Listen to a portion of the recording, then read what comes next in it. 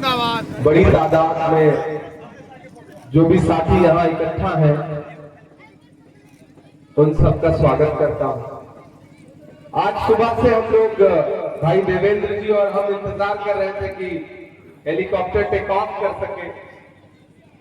एक एक घंटा 2 घंटा बढ़ता रहा और आखिर में कैप्टन ने कह दिया, पायलट ने कह दिया कि हम हेलीकॉप्टर नहीं उड़ा सकते क्योंकि मौसम खराब है। अब ऐसे में हमारे पास 2 ही ऑप्शन थे कि हम या तो सभा कैंसिल करते या बाई रोड आते। तो मुझे लगा कि राजा पाकर वालों से मिलने का इससे अच्छा मौका नहीं हो सकता। हम बाई रोड चलते हैं और आप सबकी मोहब्बत में हम और देवेंद्र भाई दोनों लोग हाजिर हो गए।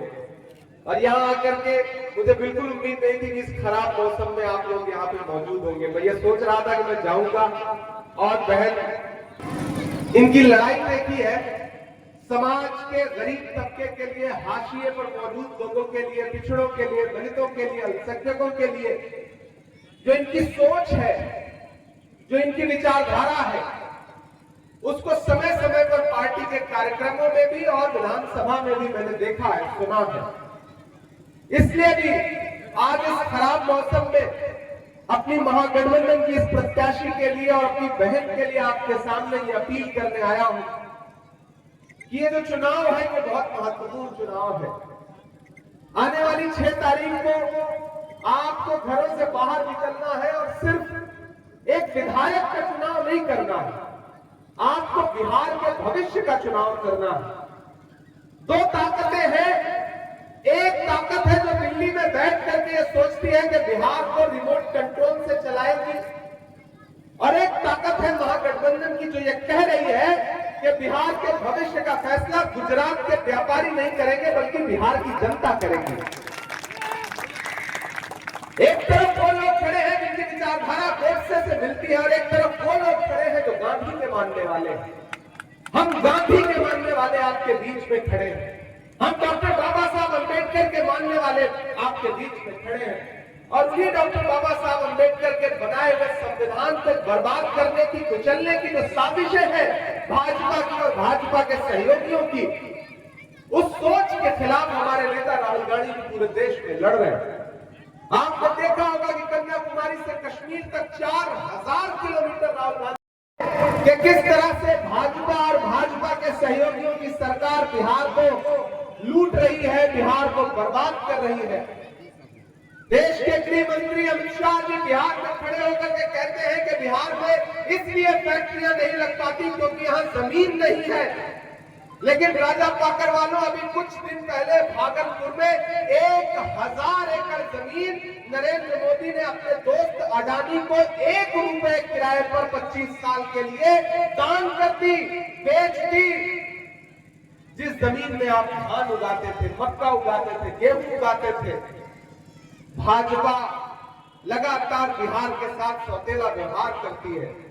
ऐसे में महागठबंधन तेजस्वी यादव जी की अगुवाई में पूरे प्रदेश में जाकर के ये कह रहा है कि अब नीतीश कुमार जी की तबीयत खराब रहती है, अब उनको बदलिए और बिहार को एक युवा मुख्यमंत्री दीजिए जिसका नाम तेजस्वी यादव है।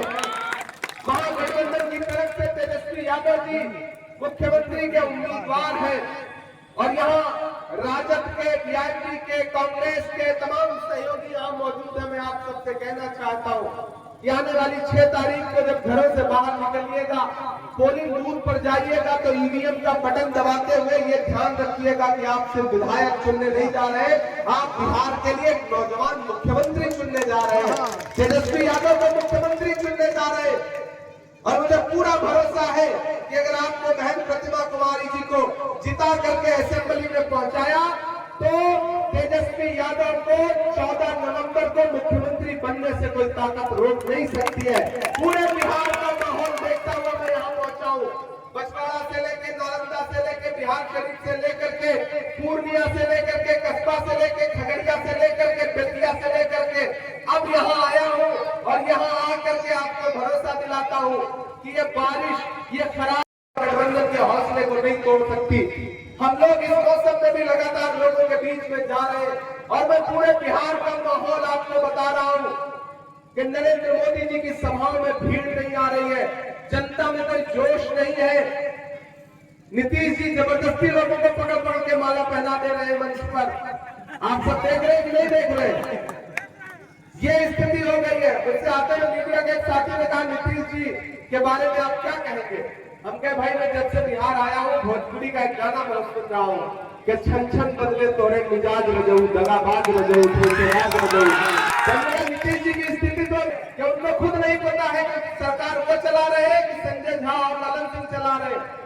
सरकार नीतीश जी नहीं चला रहे, सरकार बिहार में बैठ करके रिमोट से अमित शाह और नरेंद्र मोदी जी चला रहे हैं और आने वाले दिनों में सरकार अडानी चलाएगा बिहार की। कि ये बहन 5 साल आपकी सेवा करती रही है। कोई जब 5 में रहता है तो कभी कभी छोटी छोटी शिकायत, कभी फोन न उठा पाई हो, कभी आप किसी मुद्दे पे उन तक पहुंचने का प्रयास किया हो और न पहुंच पाए हो, तो इस बहन की तरफ से मैं आपसे माफी मांगता हूं और ये गुजारिश करता हूं कि जब मकसद बड़ा होता है राजा पाकर वालों तो छोटी छोटी चीजें नजरअंदाज करनी पड़ती हैं। इस बार मकसद है बिहार में सरकार बदलने का, तेजस्वी यादव को मुख्यमंत्री बनाने का। इस बार मकसद है सरकारी नौकरी देने का। इस बार मकसद है कि बिहार में युवाओं को पलायन न करना पड़े, उसके लिए पूरे बिहार में उद्योग धंधे लगाने का। तो जब मकसद बड़ा हो तो छोटी छोटी चीजें नजरअंदाज करनी पड़ती हैं। इसलिए साथियों आप सबसे गुजारिश करूंगा, सबसे पहले तो आपका आभार कि आप इस खराब मौसम में भी खड़े हैं। आपका हौसला बताता है। अगर इस बारिश में, इस खराब मौसम में इतने लोग यहाँ मौजूद हैं प्रतिमा जी, तो इससे पता चलता है कि राजा पाकड़ के लोग आपको लेकर के कितने उम्मीद और कितने भरोसे के साथ आपके साथ खड़े हैं।